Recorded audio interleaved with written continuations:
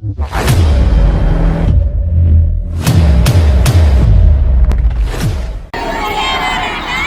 ಬಿಡಿ ಪಿಪಿಪಿ ಮಾದರಿ ಕೈ ಬಿಡಿ, ಖಾಸಗಿ ಸಹಭಾಗಿತ್ವವನ್ನು ಕೈ ಬಿಡಿ.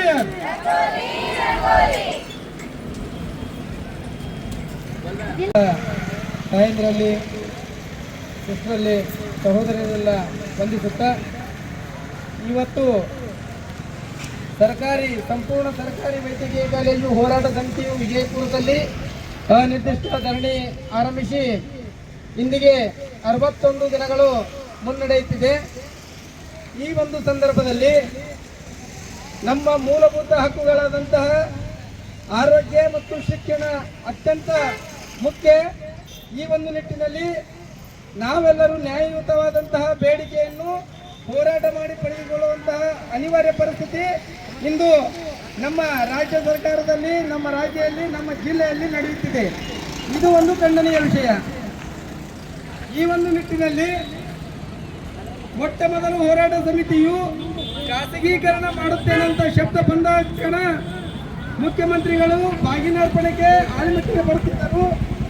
ಅದೇ ಸಮಯದಲ್ಲಿ ಪಿಪಿಪಿ ಮಾದರಿ ನಮಗೆ ಬೇಡ, ಸಂಪೂರ್ಣ ಸರ್ಕಾರಿ ಸ್ವಾಮಿತ್ವದ ಕಾಲೇಜ್ ಆಗಬೇಕು, ಆಮೇಲೆ ಸರ್ಕಾರಿ ಆಸ್ಪತ್ರೆಯಾಗಿಯೇ ಉಳಿಯಬೇಕು, ಖಾಸಗಿಯವರ ಹಸ್ತಕ್ಷೇಪ ಯಾವುದೇ ರೀತಿ ನಮ್ಮಲ್ಲಿ ಭಾಗಿಯಾಗುವುದು ಬೇಡ ಅಂತೇಳಿ ತಕ್ಷಣ ವಿಜಯಪುರದಲ್ಲಿರುವಂತಹ ಹೋರಾಟ ಸಮಿತಿ ಒಕ್ಕೂಟದಿಂದ ಮುಖ್ಯಮಂತ್ರಿಯವರಿಗೆ ಅವರು ಏನು ಘೋಷಣೆ ಮಾಡಿದ 4 ದಿನಗಳೊಳಗಾಗಿ ಮಾನ್ಯ ಮುಖ್ಯಮಂತ್ರಿಗಳಿಗೆ ನಾವು ಮನವಿಯನ್ನು ಸಲ್ಲಿಸಿದ್ದೇವೆ.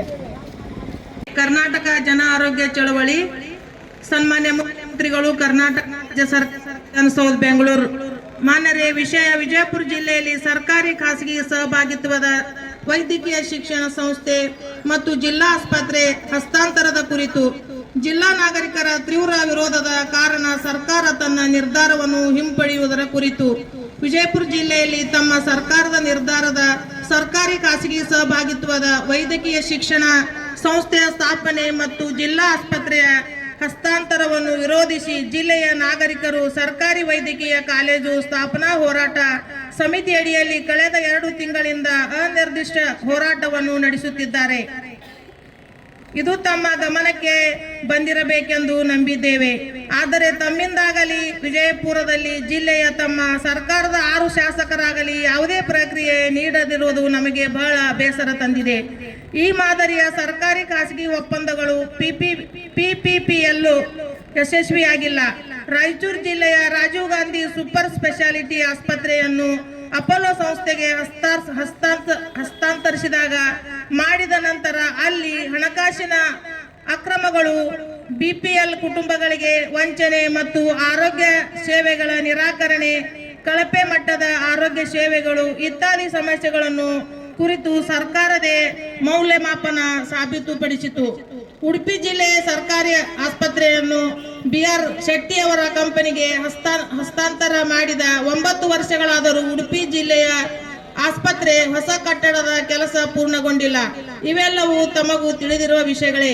ಈ ರೀತಿ ಸರ್ಕಾರಿ ಖಾಸಗಿ ಒಪ್ಪಂದಗಳ ವಿರುದ್ಧ ಬಲವಾದ ಪುರಾವೆಗಳಿದ್ದರೂ ಅವುಗಳನ್ನು ನಿರ್ಲಕ್ಷಿಸಿ ಅದೇ ಮಾದರಿಯನ್ನು ನಿಮ್ಮ ಸರ್ಕಾರ ನಮ್ಮ ಮೇಲೆ ಹೇರಲು ಹೊರಟಿರುವುದು ನಿಜಕ್ಕೂ ಆಘಾತಕಾರಿ ವಿಷಯವಾಗಿದೆ.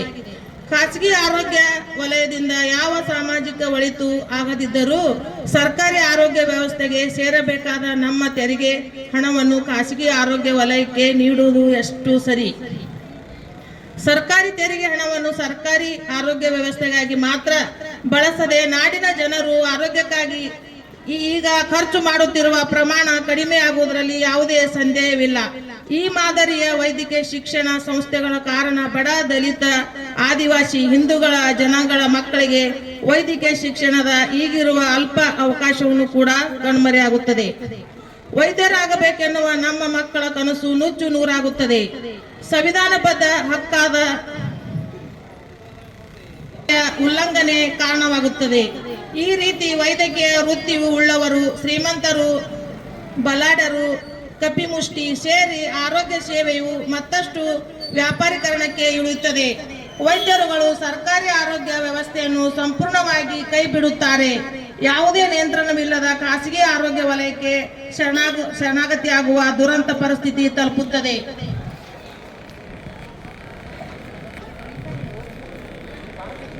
ಮುಗಿತು. ಇಂತಹ ಪರಿಸ್ಥಿತಿಯನ್ನು ತಡೆಯಲು ಅವಕಾಶ ನಮ್ಮ ಮುಂದಿದೆ. ತಾವು ಕೂಡ ಹಿಂದುಳಿದ ಜನಾಂಗಕ್ಕೆ ಸೇರಿದವರಾಗಿ ನಾಡಿನ ದೀನ ದಲಿತರ ಕಷ್ಟ ಕಾರ್ಪಣ್ಯಗಳ ಕುರಿತು ಸಂವೇದನಶೀಲ ಉಳ್ಳವರಾಗಿದ್ದೀರಿ. ಜನಪರವಾಗಿ ನಡೆದುಕೊಳ್ಳುವರಲ್ಲಿ ತಾವು ಸರ್ಕಾರದ ಈ ಜನವಿರೋಧಿ ಸರ್ಕಾರವನ್ನು ತಕ್ಷಣ ಹಿಂಪಡೆದು ಈ ನಾಡಿನ ಜನರ ಆರೋಗ್ಯದ ಹಕ್ಕು ಮಾತ್ರವಲ್ಲದೆ ಘನತೆಯಿಂದ ಜೀವಿಸುವ ಹಕ್ಕನ್ನು ಕಾಪಾಡಬೇಕೆಂದು ಕೋರುತ್ತೇವೆ. ಧನ್ಯವಾದಗಳು.